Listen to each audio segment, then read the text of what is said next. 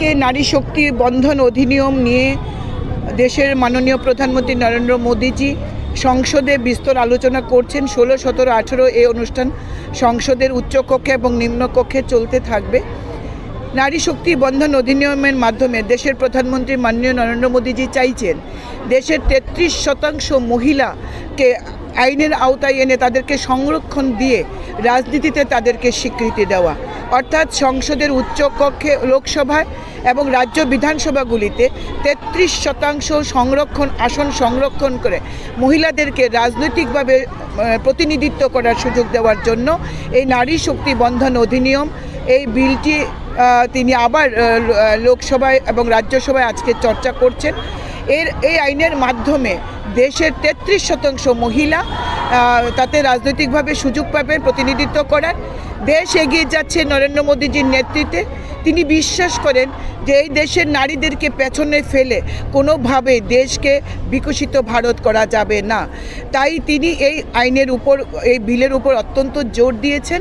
যেভাবে আমাদের ত্রিস্তর পঞ্চায়েতে এবং নগর পঞ্চায়েতে এবং মিউনিসিপ্যালিটিতে মহিলাদেরকে 50% রিজার্ভেশন প্রায় দেওয়া হয়েছে এবং মহিলারা যেভাবে কাজ করছেন, দেশের সংসদে এবং রাজ্য বিধানসভাগুলিতেও যাতে মহিলাদের অংশগ্রহণ বৃদ্ধি পায় তার জন্য এই আইন তিনি বিল এনেছেন।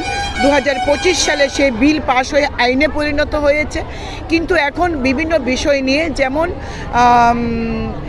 আপনার যে ডিলিমিটেশনটার উপরে বেস করে করা কথা ছিল, 2027 সালে ডিলিমিটেশনে হবে না 2011 সালে ডিলিমিটেশন, এই নিয়ে সংসদে মাননীয় প্রধানমন্ত্রী আজকে আলোচনা রাখেন। আমরা সমৃদ্ধ হয়েছি শুনে।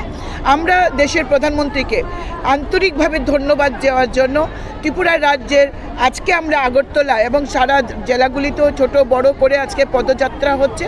আজকে আমরা সদর আরবান এবং সদর রুরাল এই দুটি ডিস্ট্রিক্টকে, আমাদের সাংগঠনিক ডিস্ট্রিক্টকে নিয়ে আজকে আমরা এখানে পদযাত্রায় সামিল হচ্ছি এবং দেশের প্রধানমন্ত্রীর কাছে আমরা নারী হিসাবে আমরা কৃতজ্ঞতা জ্ঞাপন করছি।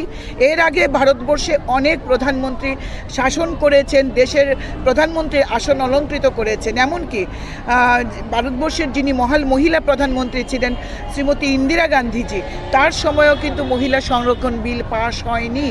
এমনকি কংগ্রেসের নেতৃত্বে সোনিয়া গান্ধী যখন ইউপিএ চেয়ারপারসন ছিলেন, সংসদে তিনি ছিলেন, তিনিও চিন্তা করেননি যে এই দেশের মহিলাদেরকে অগ্রাধিকার দিয়ে রাজনৈতিকভাবে তাদেরকে প্রতিনিধিত্ব করার সুযোগ দেওয়া।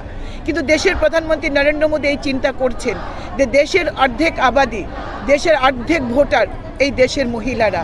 কিন্তু মহিলাদের দেখবেন এবারে লোকসভার যদিও দেখেন তাহলে দেখবেন মাত্র 14.6% মহিলা প্রতিনিধিত্ব করার সুযোগ পেয়েছেন।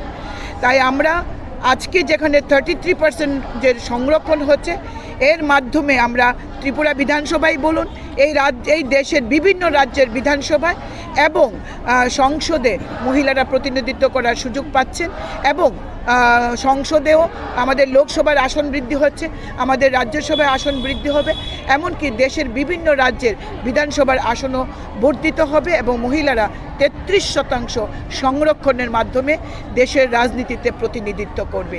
দেশ বিকশিত হবে মহিলাদের নেতৃত্বে। উমেন লেড গভর্নমেন্ট দেশের প্রধানমন্ত্রী চাইছেন।